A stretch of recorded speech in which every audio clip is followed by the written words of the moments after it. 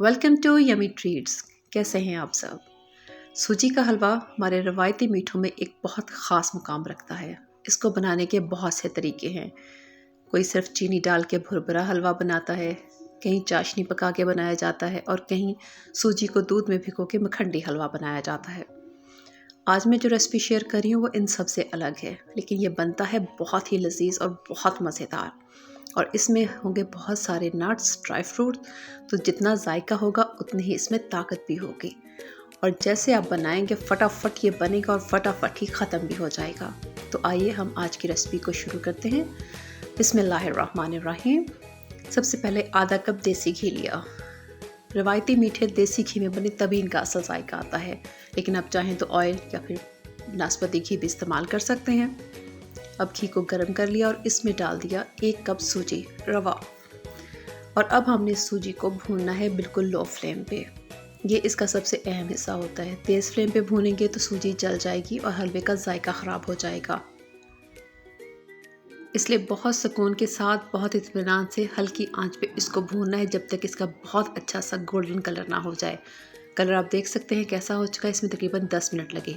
अब यहाँ पे मैंने इसमें कटा हुआ नारियल और बादाम, जिनको मैंने भिगो के उनका छिलका उतार लिया था, वो डाल दिए। क्योंकि ये थोड़े से हार्ड होते हैं, इनको कुक होने में थोड़ा सा टाइम लगता है, इसलिए इनको मैंने पहले डाल दिया। और सूजी के साथ इनको भी थोड़ा सा भून लेना है। जब इस तरह का सूजी का कलर गोल्डन ब्राउन सा हो जाए तो अब इसमें मैंने डाल दी 1 कप चीनी। और 1 कप चीनी डालने के बाद इसको 1 से 2 मिनट तक सिर्फ पकाना है। बहुत ज़्यादा हमने इसको चीनी को मेल्ट इसमें नहीं करना। चीनी डालते ही ये बिल्कुल एक दानेदार भुरभुरा सा टेक्सचर इसका बन जाएगा। फ्लेम लो रखना है, तेज़ फ्लेम बिल्कुल नहीं होना चाहिए।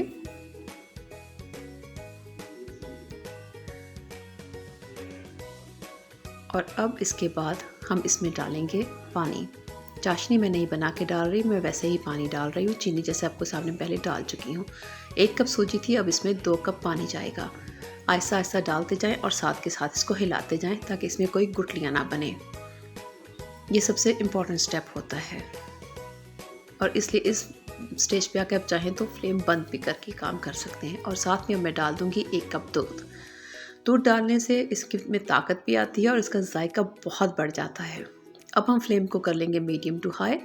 और अब हम इसको कुक करेंगे गाढ़ा होने तक, जब तक कि इसका अच्छा सा हमारा डिज़ायर्ड टेक्सचर हमें ना मिल जाए।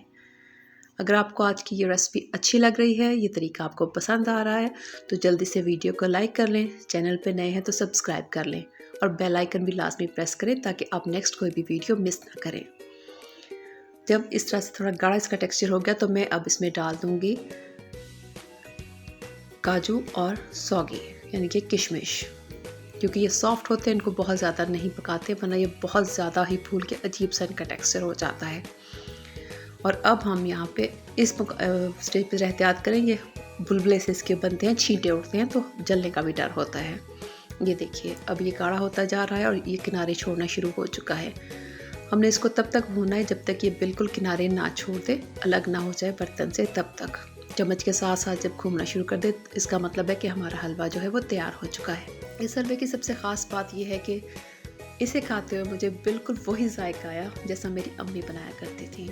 ऐसा होता है ना, कभी कभी आप कुछ ऐसा बनाएं जिसमें आपको लगे कि इसमें आपकी माँ के हाथ का जायका है, तो वो जो खुशी होती है वो एक अलग ही लेवल की होती है कि आप उस एक्सपर्टीज़ के उस लेवल तक पहुँच चुके हैं कि आप अपनी माँ जैसा खाना बना सकें। ये चीज़ें समझना सिर्फ लेडीज़ ही समझ सकती हैं, इस चीज़ को, इस फीलिंग को। बेहतरीन किस्म का हमारा हलवा जो है वो बन के तैयार हो चुका है। इसको बनाने में टोटल मुझे लगे थे 20 से 25 मिनट। जायका बहुत ही लाजवाब और देखने में ये जिस कदर लजीज है, ये खाने में उससे भी मज़ेदार। और बहुत सारे इसमें नट्स हैं, ड्राई फ्रूट्स हैं, तो इसलिए इसमें बहुत सी एनर्जी भी है। सर्दियों में एक बहुत ही ख़ास रेसिपी। अब आपने भी इसको ट्राई करना है और ट्राई करने के बाद मुझे फ़ीडबैक ज़रूर देना है। मुझे आपके फ़ीडबैक का इंतज़ार रहेगा। अल्लाह हाफ़िज़।